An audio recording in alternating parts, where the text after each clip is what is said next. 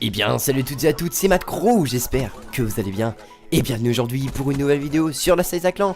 Et aujourd'hui les gens, on se retrouve avec un superbe gameplay encore une fois, qui nous est proposé par Ezasley, le joueur. C'est un joueur que vous connaissez certainement depuis, si vous nous suivez depuis le début de notre chaîne YouTube, qui nous a proposé une superbe double nucléaire en domination hardcore sur Skyjacked, qui est le remake de Hijacked de Black Ops 2. Donc il était équipé de la Razorback avec comme accessoire le viseur Hello et le chargeur rapide comme d'habitude. Et donc on va tout de suite rapidement rentrer dans le vif du sujet. Aujourd'hui nous allons parler des armes qui sont rajoutées dans les DLC, dans l'ordre des DLC, dans le marché noir. Alors je pense que dans un premier temps c'est un point positif, ça c'est un point positif, parce que ça met du fun dans le jeu.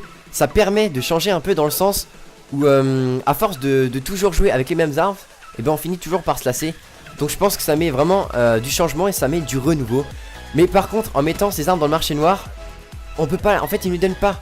C'est le petit point négatif que je trouve. Il ne peut pas les donner, on est obligé de les débloquer, soit en jouant beaucoup au jeu et débloquer des clés de cryptage qui nous permettra par la suite d'ouvrir des largages, ou alors on est obligé d'acheter des points codes.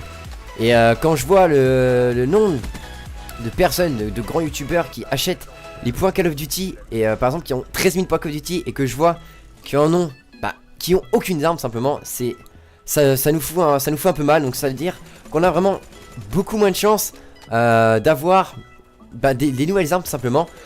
Pourquoi ils ont pas fait comme dans Call of Duty Advanced Warfare, ou tout simplement avec l'exemple du M1 Irons. Si vous avez joué à Call of Duty, je pense qu'à l'arme vous voyez de quoi je parle. C'était quand même super bien parce qu'il nous donnait les armes, voilà. Il y avait d'autres armes qu'on pouvait débloquer dans les largages de ravitaillement avancés, mais on pouvait aussi les débloquer gratuitement parce que c'était déjà dans les classes qui étaient par défaut. Et ça c'était quelque chose d'assez énorme, et je pense que ils auraient dû le refaire. Je pense que ça c'était quand même un point assez négatif au niveau de ce sujet, et donc des armes DLC. Et par exemple il y a quelque chose aussi, je trouve ça complètement mais stupide d'avoir mis deux pit biches. Voilà, un pit biche et une épée. Où est-ce qu'on a vu un pit biche et une épée dans Call of Duty? Jamais, on n'a jamais vu d'épée et de pit biche dans Call of Duty. Et franchement je trouve que ça dénature le jeu. Ça ressemble plus vraiment à Call of Duty. Déjà avec les double jump à la base, voilà, on était quand même impressionné. On va se dire comment on va faire pour avoir un bon niveau, comment on va faire, faudra s'entraîner et tout ça. Et là c'est pareil, le problème c'est que faut vraiment s'habituer on est en 2016, voilà, donc ils sortent vraiment, ils innovent. Moi je trouve ça dommage d'avoir mis quand même l'épée et le pit biche, voilà. Je trouve que ça a rien à faire dans un Call of Duty, mais bon c'est pas non plus hyper grave. Et je pense qu'aussi pour terminer cette vidéo, on va tout simplement parler d'un truc qui aurait pu se passer quand même. C'est pourquoi ne pas avoir mis les armes par exemple à un prix fixe, qui est de par exemple même on va dire 2 € une arme. Et là on peut décider de l'acheter ou pas, et là personne n'est pénalisé.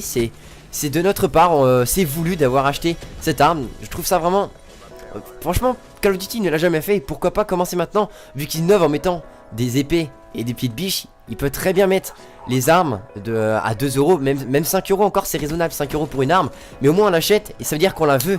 Après si on le regrette, c'est notre faute.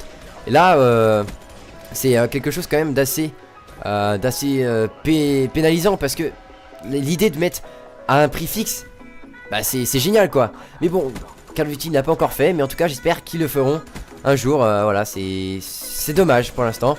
Donc en tout cas j'espère que cette vidéo vous aura plu. Si c'est le cas, n'hésitez pas à laisser le petit pouce bleu qui fait plaisir, c'est la récompense. En tout cas pour ma part, je vous souhaite à tous une très bonne journée, très bonne soirée. Et n'oubliez pas que tout se joue sur la Seiza Clan, et on se retrouve pour de nouveaux défis. Allez, ciao tout le monde.